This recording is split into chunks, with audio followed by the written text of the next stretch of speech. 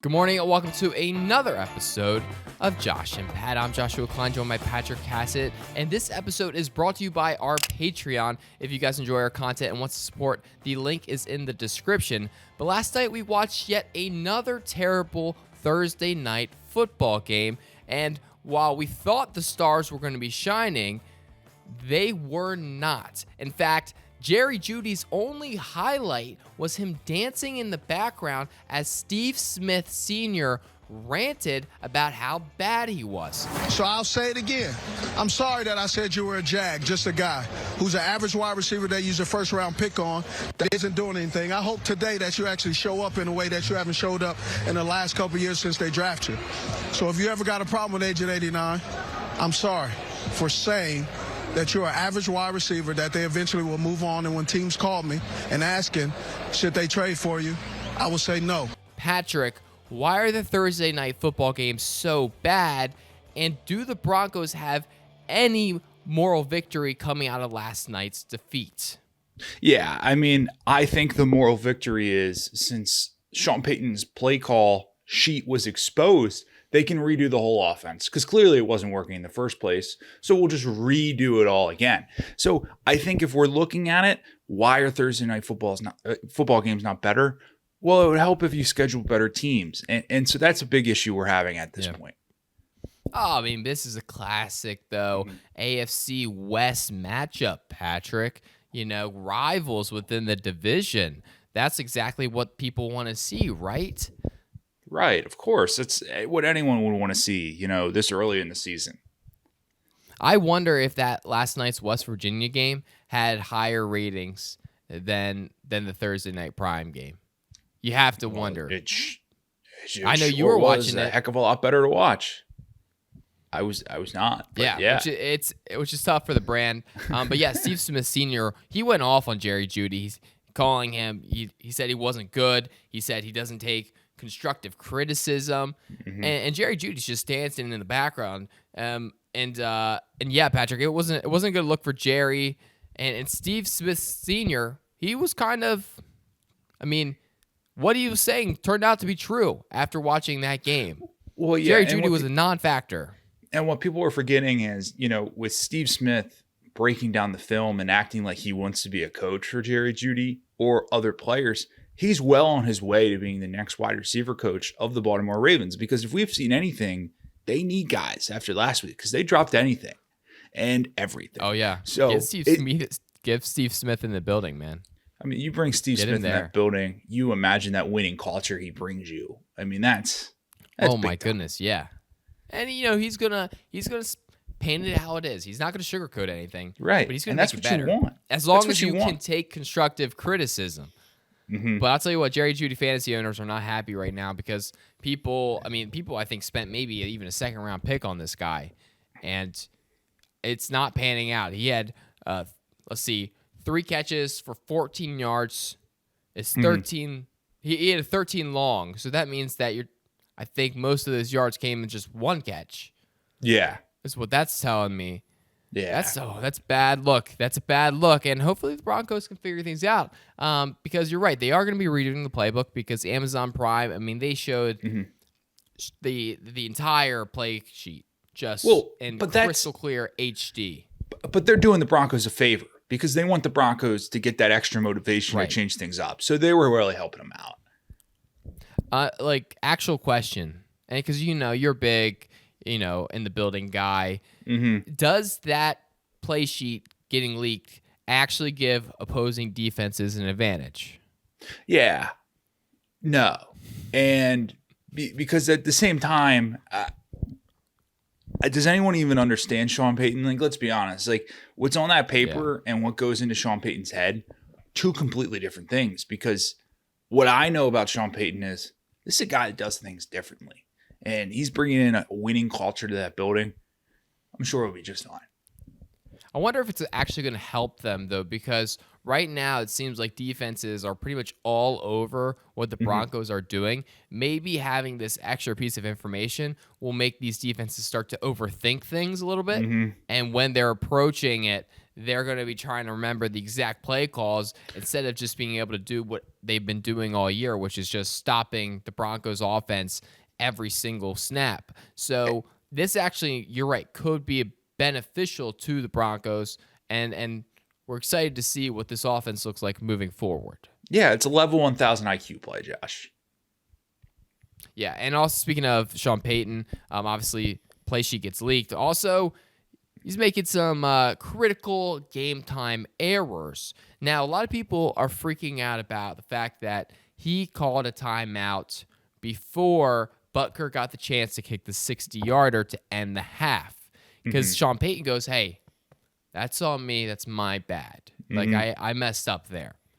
And a lot of people are saying that he's the reason that the Chiefs covered the spread. They're calling this a bad beat. I just want to let people know, I do believe the Chiefs had timeout there. They probably call a timeout. You need to just be better at picking games, is what I would say to that. But the Chiefs didn't look great either, Patrick. Patrick Mahomes wasn't looking the same. Without Travis Kelce, that team doesn't exist, it feels like. That's what it feels like, Josh. It seems like it's a real issue if you don't have Kelce on the field, because the Chiefs, let's be honest, they have Super Bowl aspirations. And when you're going in at home and you're barely just beating the Broncos in terms of against the spread, we have an issue. Yep. So Broncos, not good. Chiefs didn't look great. And as far as I'm concerned, Patrick, there was no other major A-list stories coming out of that game. So that's about it. So I think we're going to go do one more thing for the Broncos, Patrick. We are going to play a little game here. It's going to be called Most Fun Quarterback Replacement Options for the Broncos. We're going to just, because right now this team's not fun to watch. No. Whether they're winning or losing games, it's not fun to watch. Right. If you're going to be bad, at least just be fun to watch bad. Bingo. Patrick, so we're going to do most fun QB options for the Broncos. Patrick, QB option number 1. Josh, I got Jameis Winston. Sean Payton's familiar with this guy. You bring him in. Yep. He's going to light the world on fire. Can you imagine how far he can throw footballs in the high altitude of Denver? I mean, amazing to watch. It would be absolutely electric. I'm going to bring a guy in, Patrick, who's dancing on the sideline, keeping things loose, slinging the rock. We're talking about Drew Lock, former Broncos player, knows the building, getting back in there, and I think we're going to see some magic happening in Denver. Speaking of former Broncos players, Josh, sometimes you have to go back to go forward. And when you can get an elite level quarterback on the market at this stage in the season, you bring in a guy like Joe Flacco, because not only is he going to mentor Russ Wilson, he's going to come in and he's got that golden key card, Josh. Oh, yeah. Yeah, Joe Flacco getting in the building is exactly what you need. And then lastly, I think we're talking about fun options, Patrick. Okay? And this is where you're talking about maybe excitement to win. I think we go and you get a guy like Tom Brady in the building, and you say, hey, what can this guy do? Like, let's see it. I mean, I know, sure, he's old as dirt, but I think it'd be fun to watch maybe what can Tom Brady still contribute, and what can he do for the Broncos? And what's more fun than winning? Nothing that I'm aware of. No. Although I will say the Patriots for a while there made, I think, winning as least fun as you could.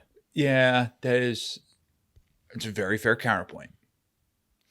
So yeah, that's the end of that Thursday night game. Thank goodness, because it was horrible. Moving on, Patrick, we got a QB who's paid the most amount of guaranteed money in the history of the NFL, who is not playing. Now, to recap the Deshaun Watson experience in the NFL, we have to remember, first, he played all right. Then he decided to sit out a season so that they would trade him because he didn't like being where he was. And then after that, he got suspended for half a season for being a borderline criminal. We're not going to say full criminal. We're going to say borderline criminal because I know there was a little legal gray area there. And then he comes back in, and he doesn't. I mean, he's already not playing. So what's the deal? He's medically cleared to play. He has a must-win game. Every game's a must-win game for the Browns because they stink right now. And they're going against the 49ers where you feel like you would want your best quarterback playing. Patrick, why isn't Deshaun playing right now? Yeah, I don't know about you, Josh, but if I was having one of my biggest games this season with the guy who's gotten the biggest guaranteed contract in NFL history and he's cleared to play, I would want that guy playing. But instead, Deshaun Watson, look, it's a long play. If we know anything about Deshaun, Gotcha. He's got patience, Josh. He's sat out for an extended period of time. He's used to it. He's used to it. And some would say he's playing too many games right now, so he's got to keep the body healthy so that they can have a stretch run here. Well, because you have to think he hasn't been through a full season in so long. In years. You can't just jump right back in 100%. You got to ease your way into it. Last year, he played a half a season. Maybe this year, if he plays like 75% of season, you're calling that a win. And it does make me feel good as a Ravens fan that the Browns view the 49ers kind of on the same level as the Ravens. They say, we don't need our starting quarterback for either of these matchups. So that makes me feel good that we're on the same level. But man, I feel like if you're a Browns fan, you got to be scratching your head, even if, and he's in a tough predicament because even if it is legitimate that he can't play because of everything in the past, he doesn't really get a lot of leeway of sitting out. So it's unfortunate. I mean, but we're going to see what would have been the 2020 XFL MVP come in and light things up this weekend. Oh, my PJ gosh, Walker PJ time. Walker. Oh, yeah. Cool. We're pumped for PJ Walker time. So that's exciting. It's time for the game of the week, Patrick, presented by picksandpancakes.shop. If you guys want some incredibly comfortable, stylish, and all-around great merch to wear, make sure you guys go to picksandpancakes.shop. I mean, you can find this sweatshirt here, comfortable. I wear it almost every day. It's a great shirt. Picksandpancakes.com or picksandpancakes.shop. Support the brand.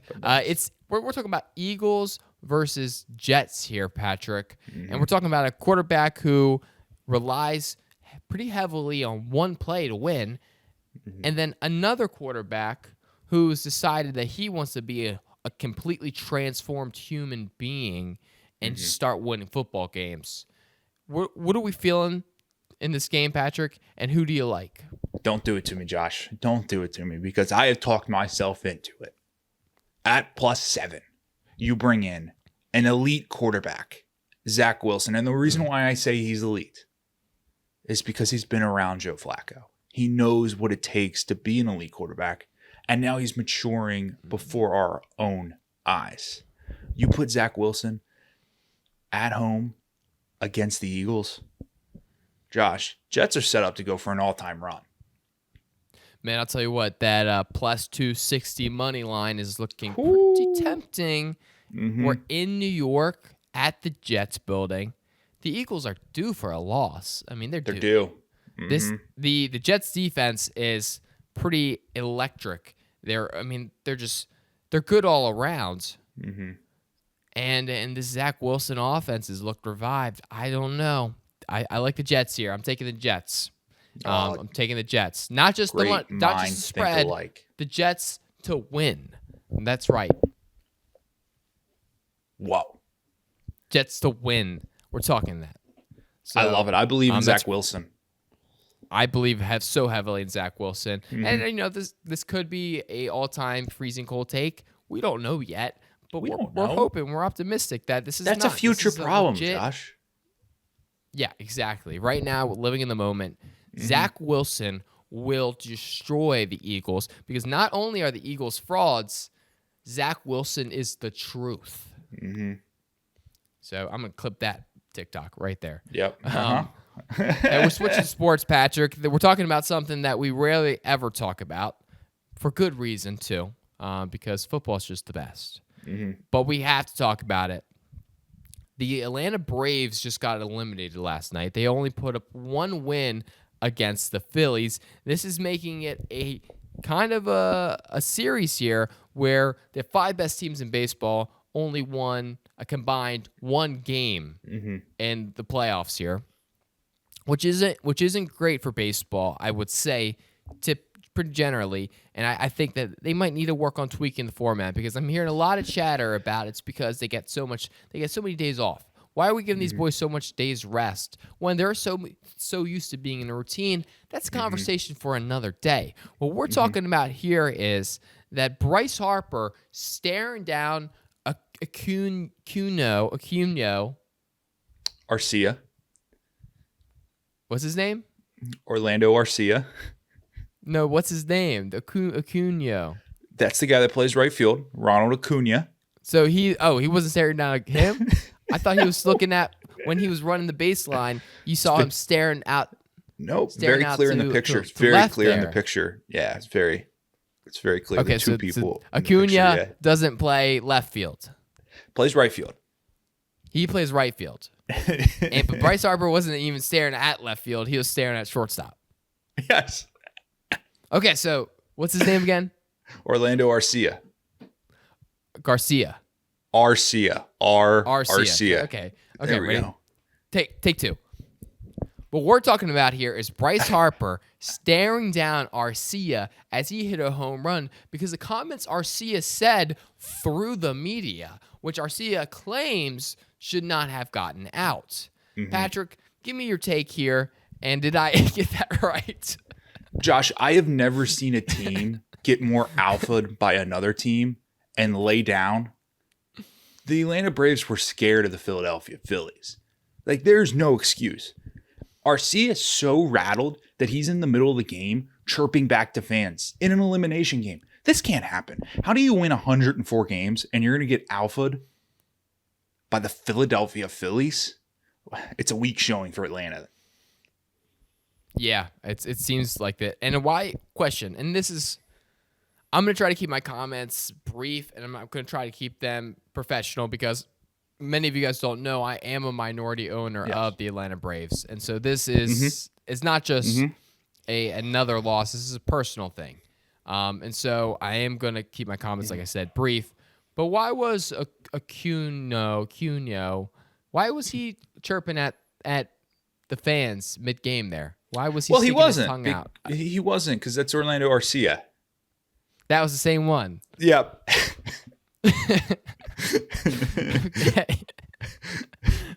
Okay, rephrase that question. Why was Arcia sticking his tongue out and chirping at Braves fan?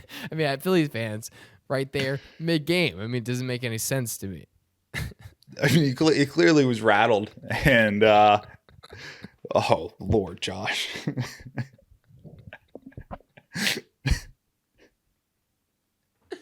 Could you please? He was rattled. That's it. He was rattled. Like, I don't know what else to say, man. Okay. So then tell me this. You brought an interesting stat to me. That the Braves have never won the World Series with Acuna. The Braves never won the World Series with Acuna. They've never, not when he was on the roster in the postseason. I'm told he's the best right fielder in the game.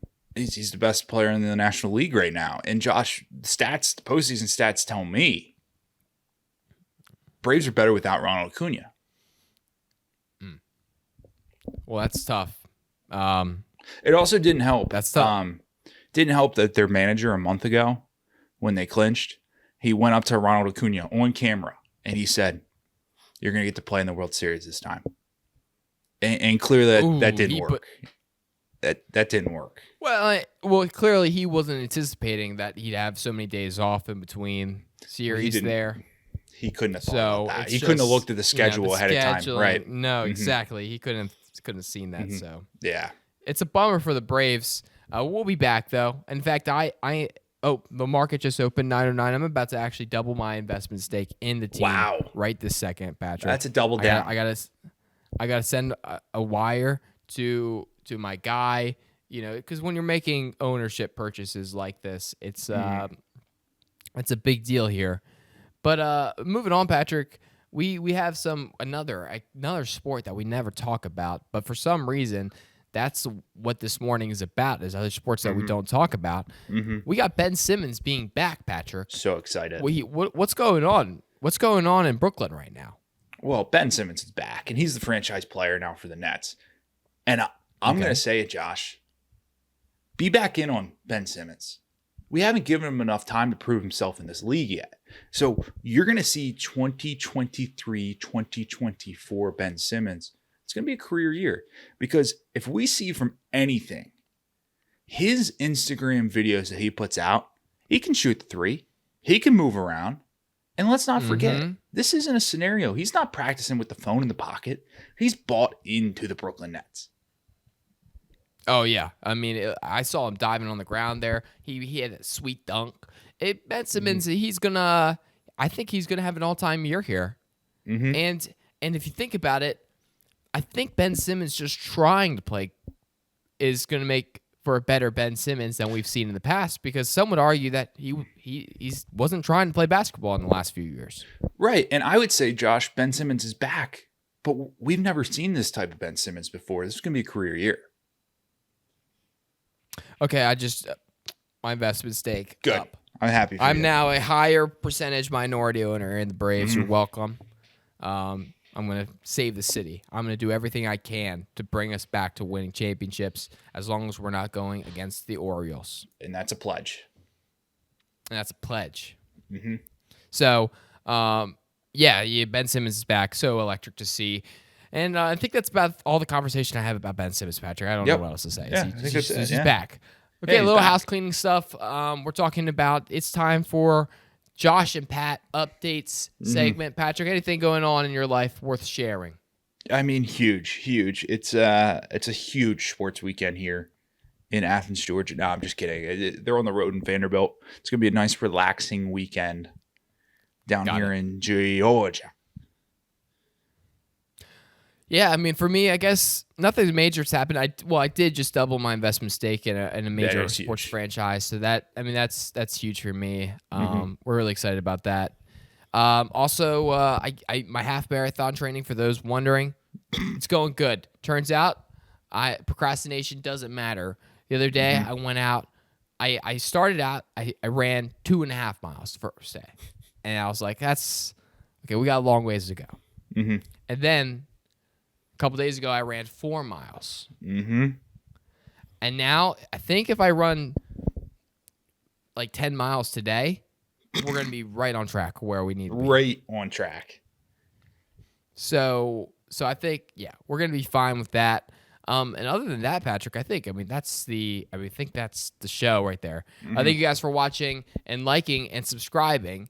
You guys we really appreciate you. Make sure you guys go to picksandpancakes.com to read everything happening in sports. And if you DM us on Instagram at picksandpancakes, we will send you a free mug. Used to be free mug and McDonald's gift card, that we gave that away. So it's just a mug now. Happy birthday, Jay. Anyway, you guys are the best. We'll see you guys on Monday for another episode of Josh and Pat. A peace.